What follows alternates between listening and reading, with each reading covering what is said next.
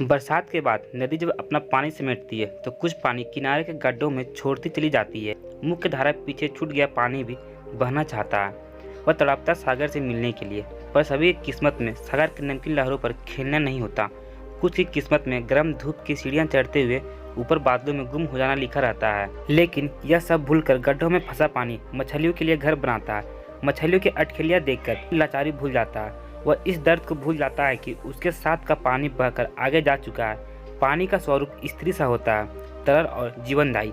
जीवन देने की लालसा में स्त्री कभी अपना दुख दर्द की परवाह नहीं करती। सुनीता का जीवन भी इन्हीं गड्ढों के पानी की तरह था। मीरपुर गांव में चारों तरफ हरियाली थी। खेतों के पार एक तरफ नदी बहती और दूसरी तरफ पहाड़ी थी। नदी और पहाड़ी के बीच की समतल भूमि में ताड़ के वृक्षों की बहुलता थी। बैसाख लगते ही इनसे ताड़ी निकालने का काम शुरू हो जाता। ताड़ी निकालने का काम बंटाई पर होता था। जिनके ताड़ के वृक्ष थे उन्हें बांटकर आधी ताड़ी मिल जाती। ताड़ी पीने वाले ताड़ी पी कर मस्त हो कहीं आम वृक्ष के नीचे बेसुधा पड़े रहते। इन्हें बेसुधा पड़े रहने वालों में से एक का नाम था सुनीता का पति रमेश्वर सिंह का। रमेश्वर सिंह एक छोटा किसान था। किसान इसलिए कि उसके पास खेत थे, पर रमेश्वर सिंह को किसान का काम कभी नहीं सुहाया। इसलिए वह खेतों को बेचकर खाने लगा। वह दिन भर खाली बैठा रहता, ताड़ी शराब पीता और जब पैसों की कमी होती खेत का एक टुकड़ा बेच देता। रमेश्वर सिंह अपने घर में अकेला था। माँ बाप उसे गुजर चुके थे और भाइयों ने उसे अलग कर दिया था। काम नहीं करने वाले आदमी को भला कौन बैठाकर खिलाता है। भौजाइयों के रोज रोज के तानों से तंग आए रमेश्वर सिंह को भी लगा कि बंटवारा करके अलग हो जाना ही उचित है। आखिरकार रमेश्वर सिंह ने भाइयों से अलग होकर अपनी रोटी खुद सेकने लगा। जब रमेश्वर सिंह भाइयों से अलग हुआ था तब उसकी शादी नहीं हुई थी। स्वयं से रोटी सेकने का सिलसिला जो एक बार शुरू हुआ तो वह लंबा चलता रहा। रमेश्वर सिंह की शादी नहीं हुई। भाइयों ने उसकी शादी कराने में कोई रुचि नहीं दिखाई।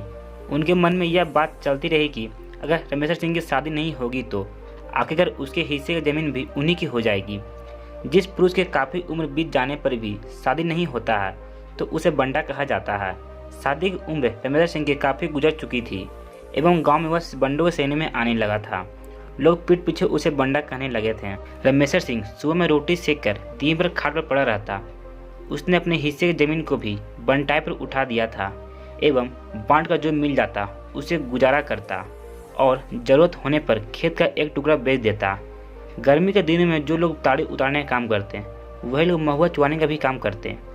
रमेश्वर सिंह की शाम महुआ की मस्ती में गुजरती। एक दिन दारू के झोंक में रोटी सेकते वक्त उसका हाथ बुरी तरह जल गया। उस दिन उसे घर में एक औरत की बड़ी कमी महसूस हुई। अगर औरत होती तो उसे अपना हाथ तो इस तरह नहीं जलाना पड़ता। उसने सोचा।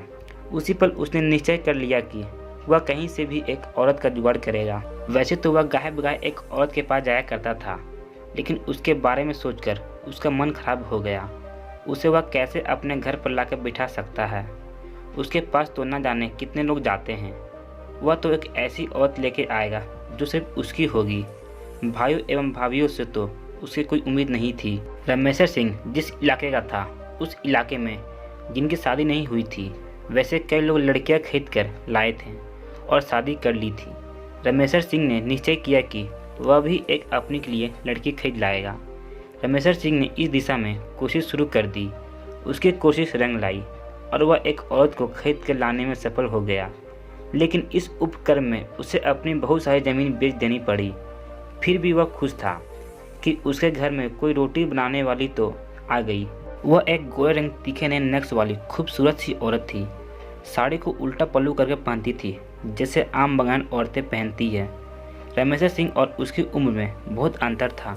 गांव वाले कहते थे कि वह उसे कहीं किसी कोटे से खरीद के लाया था, परंतु रमेश्वर सिंह इस बारे में किसी से कुछ भी बात नहीं करता। वह सुनीता पर जान छिड़कता, उसकी सारी फरमाइशें पूरी करता। रमेश्वर सिंह दिन में घर के बाहर खटिया पर उघाड़े दे सोया रहता। सुनीता जब घर में अकेले परेशान हो जाती तो दरवाजे पर आकर खड़ी हो जाती। सुनीता अपने घर के पुराने दरवाजे के चौखट से ओठ लगाए, सर पर पल्लू डाले एवं पल्लू का एक सिरा अपने दांतों में दबाए उधर से गुजरते लोगों को अक्सर दिख जाती। वह लोगों से बात करना चाहती थी, लेकिन उसे बंगाल के सिवा कुछ नहीं आता था और गांव के लोगों को बंगाल का भी नहीं पता था। गांव की औरतें जब कभी रमेश्वर सिंह के घर गली बुलाने जाती तो वह दौड़कर मर्चियाँ लेकर आती और औरतों को कहती, बसो बसो। औरतें उसके इस बसों पर ठठाकर हंस देती। हालांकि धीरे धीरे उसने गांव की भाषा भी सीख ली थी। रमेश्वर सिंह के घर में सुनीता के आने के बाद खर्चे बढ़ गए। इसी दौरान उसने 2 बच्चों को भी जन्म दिया। रमेश्वर सिंह के पास पहले से ही छोटी सी खेती थी। उन्हीं खेतों को बेच बेच कर खाता रहा, लेकिन बेच कर खाने से तो सोने का पहाड़ भी कम पड़े। फिर रमेश्वर सिंह के खेतों की बात ही क्या थी। एक दिन ऐसा आया, रमेश्वर सिंह के पास बेचने के लिए कुछ नहीं बचा। रमेश्वर सिंह 8 वसंत पार कर चुका था। उससे अब नया कोई काम भी होने वाला नहीं था।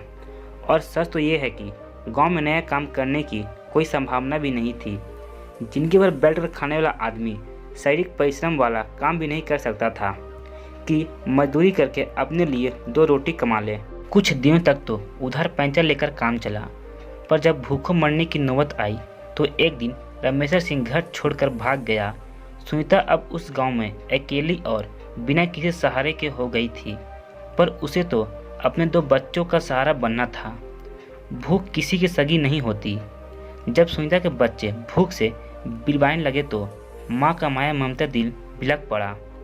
पड़ोसियों से 2 रोटी के भीख मांगकर लाई, लेकिन रोटी के साथ रमेश्वर सिंह की हिजड़ा होने का भी ताना मिला, जो अपने बीवी बच्चों को अनाथ छोड़कर भाग गया। सुनीता को अपने पति के बारे में ऐसा सुनना यथापि अच्छा नहीं लगा, पर उसके पास सुनने के सिवा विकल्प ही क्या थी। जिसका पति घर छोड़कर भाग जाए, उसके पड़ोसी भी दिलदार नहीं होते। पड़ोसियों ने शीघ्र ही दूध दुआना शुरू कर दिया। अब क्या करे, सुनीता सोचती। कभी विचार करती कि कुएं में कूदकर जान दे दें, लेकिन बच्चों का ख्याल उसके पैर रोक लेता। कभी विचार करती कि बच्चों समेत कुएं में कूद जाएं, फिर सोचती कि आखिर बच्चों की जान लेने का अधिकार उसे कैसे है। तो फिर वह क्या करे। वह खरीद कर लाई गई थी, इसलिए माँ बाप और मायके का संबंध तो कब कब विच्छिन्न हो गया था। वह एक ऐसे वृक्ष की भांति थी जिसे जड़ से उखाड़कर छोड़ दिया गया हो। वह हवा के झोंकों के साथ दूर कहीं पहाड़ों के उस पर उड़ना चाहती थी, जहाँ उसके जड़ जमीन से गड़े हो, जहाँ बच्चे भूख से तड़पते ना हो, जहाँ लड़कियाँ बेची न जाती हो। एक दिन रितेश का भतीजा थोड़ा सा चावल लेकर आया। सुनीता को जीवन की थोड़ी आशा बंधी, परंतु एक हाथ से चावल देते हुए दूसरे हाथ से उसने सुनीता का हाथ पकड़ लिया। ये क्या करते हो बाबू, मैं आपकी माँ जैसी हूँ।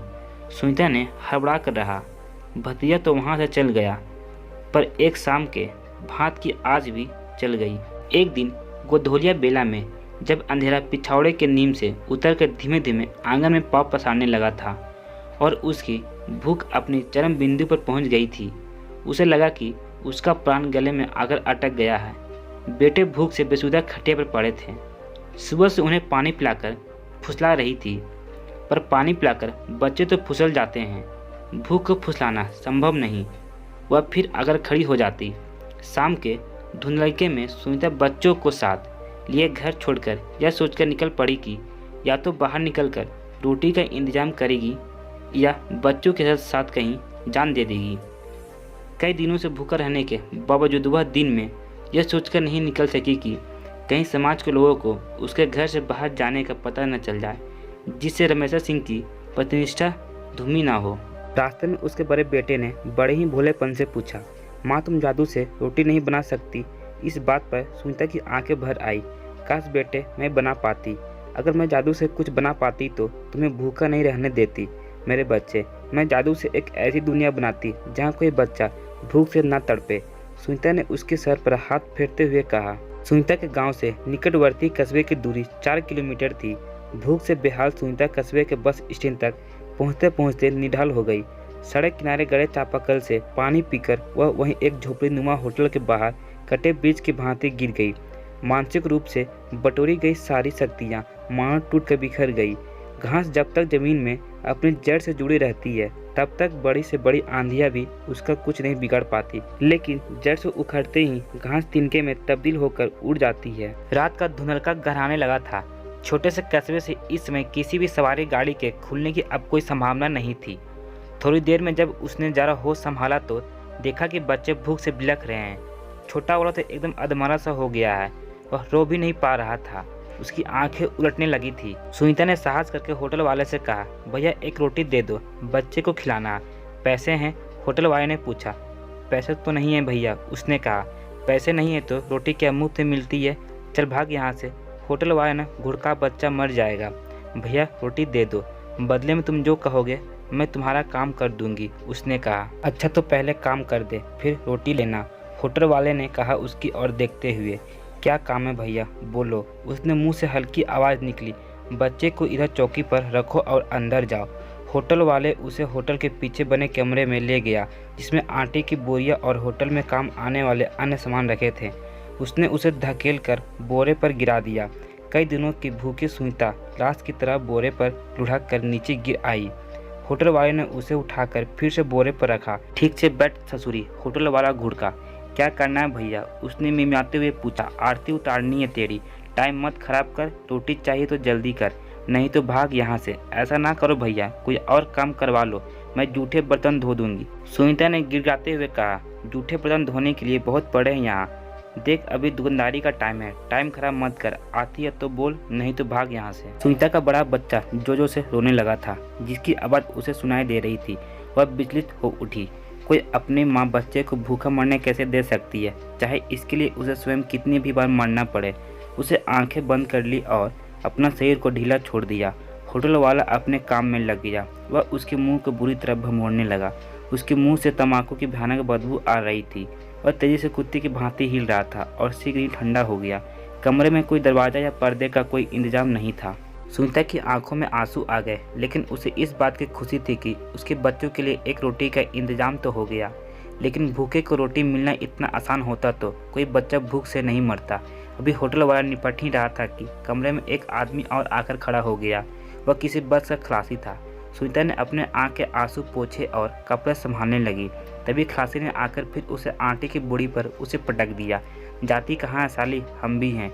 खलासी ने विद्युत हंसते हुए कहा, भैया हमको जाने दो, हमारा बच्चा मर जाएगा। सुनीता ने चिल्लाने की कोशिश की, लेकिन उसकी आवाज़ गले में ही अटक गई। भैया आपने तो कहा था कि आप रोटी दोगे, आपने जो कहा मैंने किया। भैया अब रोटी दे दो, भैया मेरा बच्चा भूख से मर जाएगा, आपका पैर पकड़ते हैं। भैया इतना निर्दय मत बनो भैया, उसने होटल वाले से दया की भीख मांगते हुए कहा। उसकी आंखों के आगे धुंधलका छाने लगा था, उसका गला सूख रहा था। चुप साली, दे देगी तो घर जाएगा क्या, होटल वाले ने हंसते हुए कहा और खलासी को इशारा कर दिया। खलासी भूखे कुत्ते की तरह उस पर टूट पड़ा। सुनीता मृत देह की तरह पड़ी रही। उसके देह से संवेदना खत्म हो गई थी। उसे कुछ भी अब महसूस नहीं हो रहा था। शीघ्र ही यह खबर पूरे बस स्टैंड में फैल गया कि होटल में माल आया हुआ है।